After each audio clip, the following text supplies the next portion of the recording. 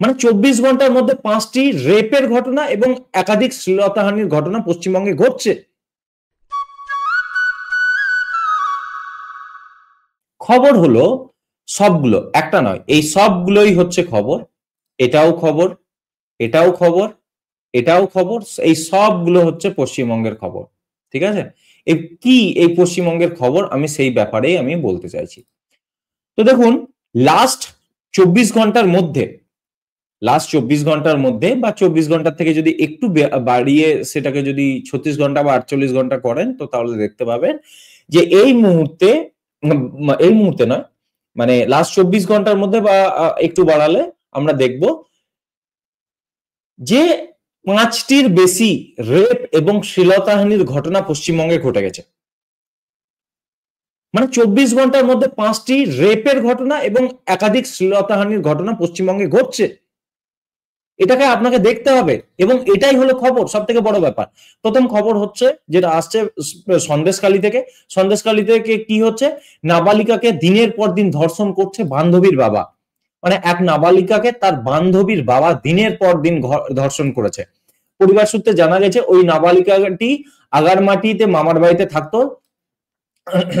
তার মা ও বাবা কর্মসূত্রে অন্য জায়গায় থাকে। অভিযোগ, এলাকারই একটা নির্জন জায়গায় ওই নাবালিকার উপর অত্যাচার করছিল তারই বান্ধবীর বাবা। 14 বছরের এই নাবালিকাকে দিনের পর দিন ধর্ষণ করেছে ওই বান্ধবীর বাবা। ঠিক আছে, দিনের পর দিন এই ধর্ষণে অসুস্থ হয়ে পড়ে নাবালিকা। শেষমেশ বিষয়টি প্রকাশ্যে আসে। বর্তমানে গুরুতর অসুস্থ অবস্থায় চিকিৎসাধীন ওই নাবালিকা। সন্দেশখালী নেজাটের আগারআটি গ্রামের ঘটনা জিনিসটা। ঠিক আছে, ভাবুন, 14 বছরের নাবালিকার উপরে ধর্ষণ করছে তারই বান্ধবীর বাবা।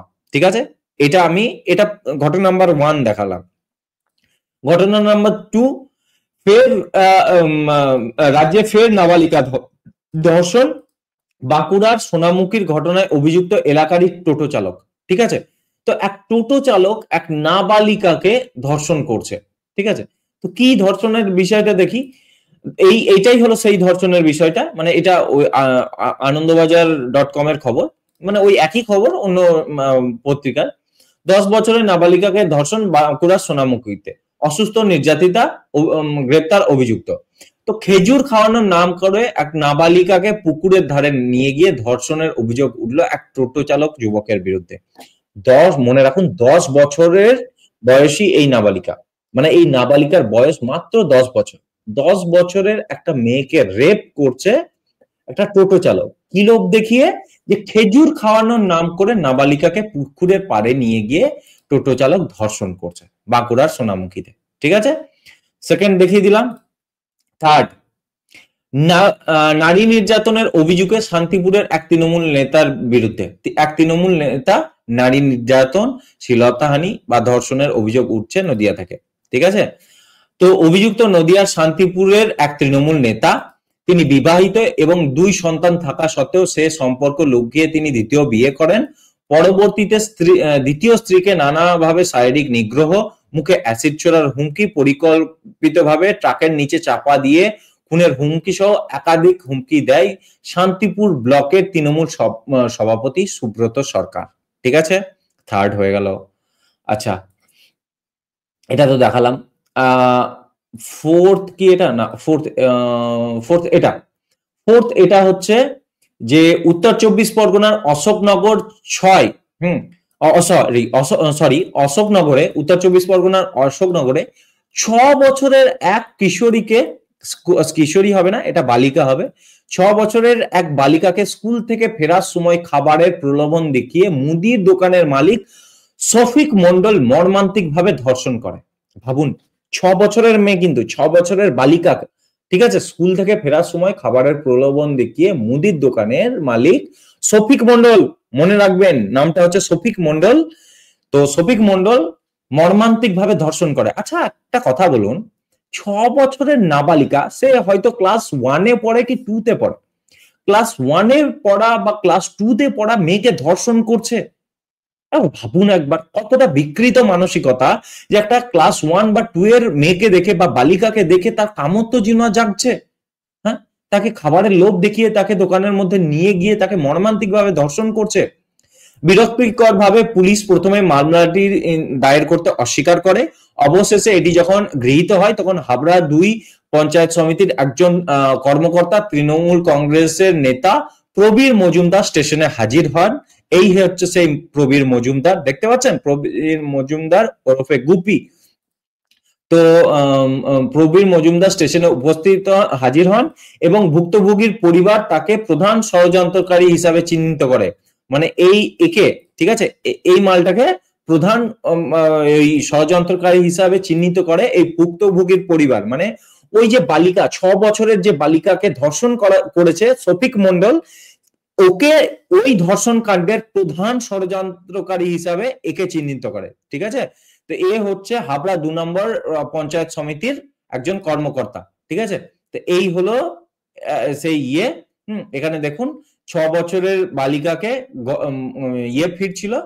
ঘর ফিরছিল প্রাইমারি স্কুল থেকে। তো লতিফ মন্ডল তাকে তার গ্রসারির দোকানে ডাকে, তার পিছনে নিয়ে গিয়ে তার সঙ্গে এই দুষ্কর্ম করে।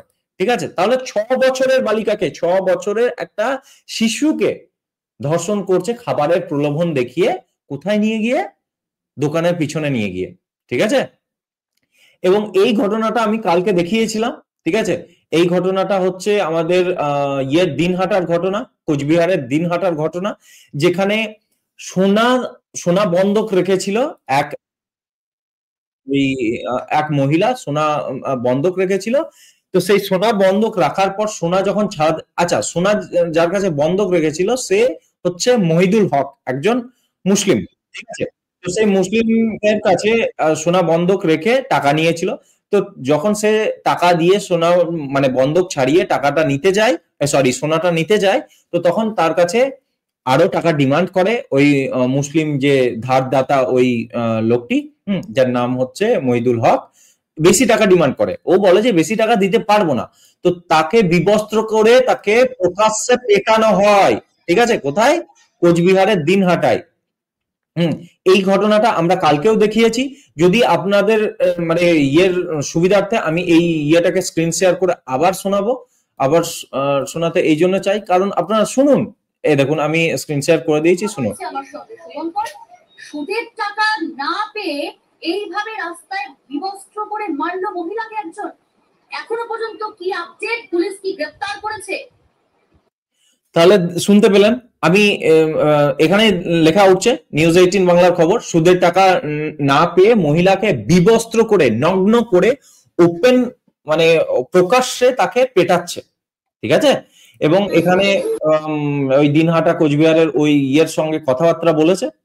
এখানে উনি বলছেন যে কি হয়েছে না হয়েছে সেটা বলছেন। কতদিন আগে আপনি এই সোনার আংটি যেটা এই এক বছর হলো, মানে ও বলছে যে সুদ লাগবে না নাকি। তো তাহলে আমরা কি দেখলাম? 24 ঘন্টা বা 48 ঘন্টার মধ্যে আমরা দেখতে পাচ্ছি যে 5টি কেস, এটা 5টি নয় 6টি হবে। আমি কালকে দেখিয়েছিলাম সিউড়ি 2 নম্বর ব্লকের পঞ্চায়েত সমিতির মনে হয় সভাপতি এক মহিলাকে তার ওড়না টেনে, আমি ভিডিও দেখিয়েছিলাম, তার ওড়না টেনে খুলে নেওয়া হয়, তাকে ইলিগালি নয়, তাকে তার সঙ্গে শ্লীলতাহানি করা হয় এবং তার ওই ওড়না তার গলায় ফাঁস দিয়ে টানা হয়। দিয়ে সে এই মর্মে অভিযোগ করে সিউড়ি থানাতে, কাদের বিরুদ্ধে? তৃণমূল নেতাদের বিরুদ্ধেই।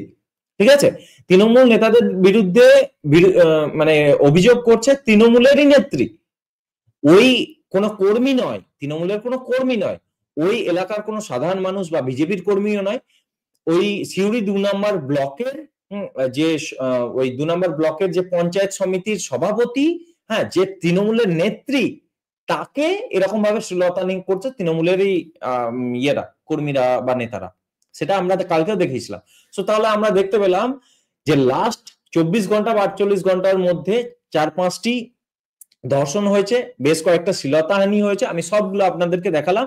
এবং সব থেকে মর্মান্তিক বিষয় কি জানেন?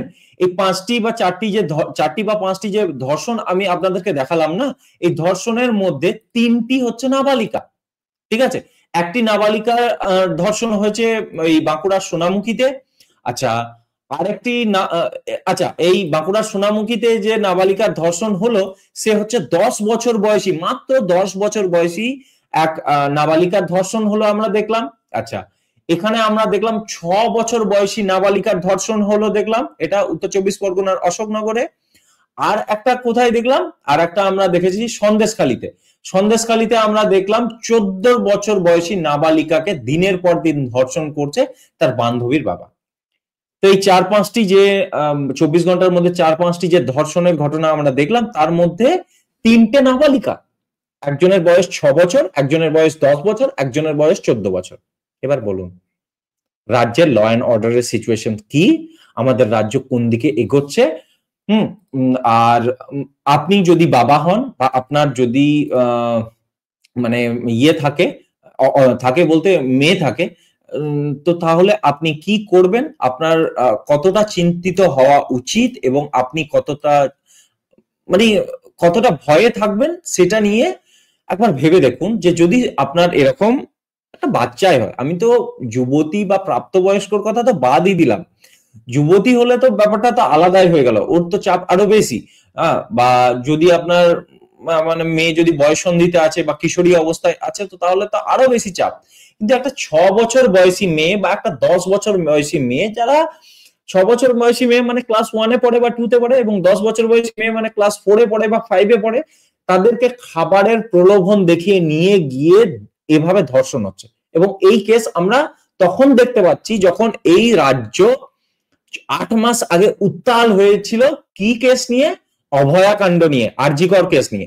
এই মুহূর্তে উত্তাল, হ্যাঁ, এই মুহূর্তে 4 দিন আগে তৃণমূলের ছাত্র পরিষদের এক নেতা কসবা ল কলেজে তৃণমূলেরই এক মানে নেত্রীকে বা তৃণমূলেরই এক ছাত্রী নেত্রীকে ধর্ষণ করেছে ল কলেজের মধ্যে, যা নিয়ে এই মুহূর্তে রাজ্য উত্তাল।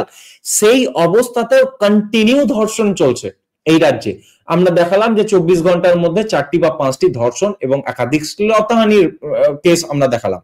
ঠিক আছে, ভাবুন 24 ঘন্টার মধ্যে 4 থেকে 5টি ধর্ষণ এবং মানে একাধিক শ্লীলতাহানির কেস, এটা নর্মাল? এবং তার মধ্যে 3টি নাবালিকা, একজন 6 বছর বয়সী, একজন 10 বছর বয়সী, একজন 14 বছর বয়সী। এটা খবর? মানে আমি সত্যি লজ্জিত, এরকম খবর আমাকে করতে হচ্ছে।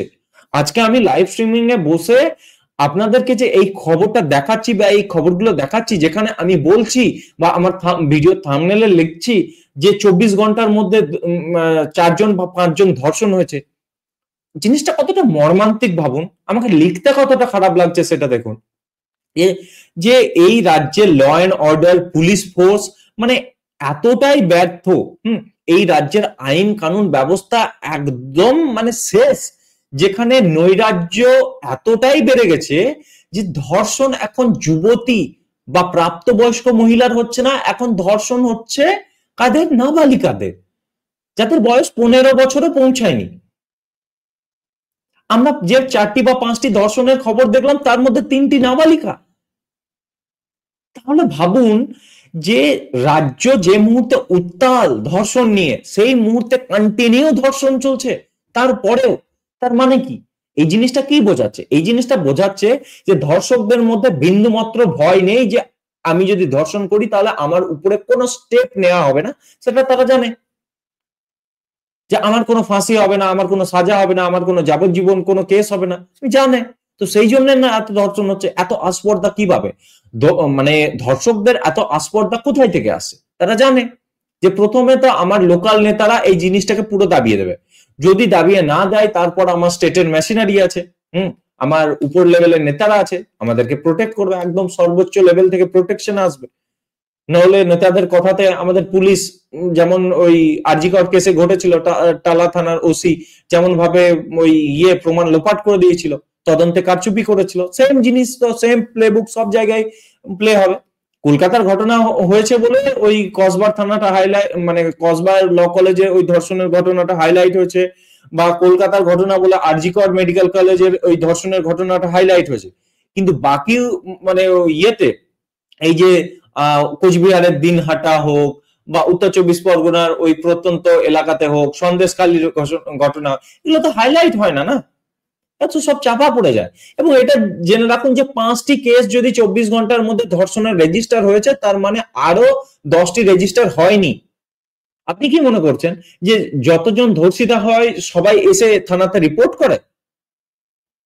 আমার তো মনে হয় 20 to 30% রিপোর্ট করে, বাকিরা তো লজ্জায় বা চক্ষুর লজ্জা, সমাজের ভয়ে বা সমাজে মানে কিভাবে বেরোতে পারবে না সেই লজ্জাতে তো রিপোর্টই করে না। তো 5টি যদি 24 ঘন্টার মধ্যে রিপোর্ট হয়েছে ধর্ষণের ঘটনা, তো 15টিতে হয়নি বা 10টিতে হয়নি। তো তাহলে ভাবুন যে যদি এই অবস্থা হয়, যেখানে আপনি ধর্ষকদের যদি অভয় দিয়ে দেন, আপনি যদি আপনার সমস্ত রকম যে স্টেট মেশিনারি আছে, বিউরোক্রেসি দিয়ে, পলিটিক্যাল কানেকশনস দিয়ে বা ল এনফোর্সমেন্ট এজেন্সি, পুলিশ দিয়ে আপনি ধর্ষকদেরকে বাঁচান, আপনি যদি আপনার মানে আনুগত্যে এসে যদি ধর্ষকরা মানে সেখান থেকে পার পেয়ে যায় বা ওই ঘটনা যদি ধামাচাপা পড়ে যায়, যদি আপনি ধর্ষিতাদের ঘটনা মানে ধর্ষণের ঘটনার উপর আপনার নেতারা যদি এরকম বলে যে বন্ধু বান্ধবীকে ধর্ষণ করলে আমি কি করব, এসব জিনিস ঘটতেই থাকে, অন্য রাজ্যে হয়, হ্যাঁ না তা না, এই টাইপের যদি কথাবার্তা বলতে থাকে, তো তাহলে জিনিসটা কি? জিনিসটা তো ধর্ষকদেরকে মদত দেওয়া হচ্ছে না, ধর্ষিতাকে মানে এক কথায় স্লারসেমিং করা হচ্ছে, আর তো কিছুই না।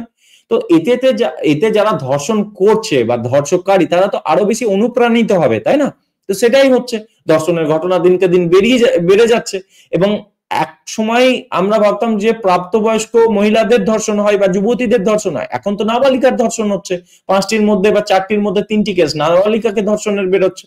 তাহলে ভাবুন একবার যে সোসাইটি কতটা মানে নৈতিক মূল্যহীন হয়ে গেলে এই অবস্থায় পৌঁছায়, যেখানে ধর্ষকদেরকে খোলা ছুট দেওয়া আছে যে হ্যাঁ তোমরা ধর্ষণ করো, কোনো অসুবিধা নাই, আমার মানে আমার পুলিশ হোক, আমার নেতা হোক, সবকিছু সামলে নেবে। যেভাবে আমাদের ওই কসবাতে ওই ল কলেজের মধ্যে ওই মনোজিৎ মিশ্রের মাথায় এক বিশেষ দাদার হাত ছিল যে সবকিছু দেখে নেবো, কোনো চিন্তা নাই। মনোজিৎ মিত্র যেমন বলেছিল যে এফআইআরটা দেখে নিও, এরকম ব্যাপার এই দেখে নেওয়ার জন্য তো উপর লেভেলের নেতারা বসেই আছে না। আর যদি সেখান থেকেও বেরিয়ে যায় তো তাহলে কি হবে? পার্টির লোকে বা ওই বিশেষ গুন্ডা বাহিনীকে পাঠিয়ে ওই জায়গা ভাঙচুর করে দেওয়া হবে, তদন্ত ঠিকভাবে করতে দেওয়া হবে না, পুলিশকে দিয়ে প্রমাণ লোপাট করে দেওয়া হবে, তদন্তকে মিসলিড করে দেওয়া হবে। তারপরেও যদি না হয় তো তাহলে এই দেশের টপ লয়ার কপিল সিব্বলের মতো লয়ারকে হায়ার করবেন সরকারি টাকাতে, 21টি লয়ার লাগানো হবে ওই আমাদের অভয়া কাণ্ডে ওই ধর্ষিতার বিরুদ্ধে।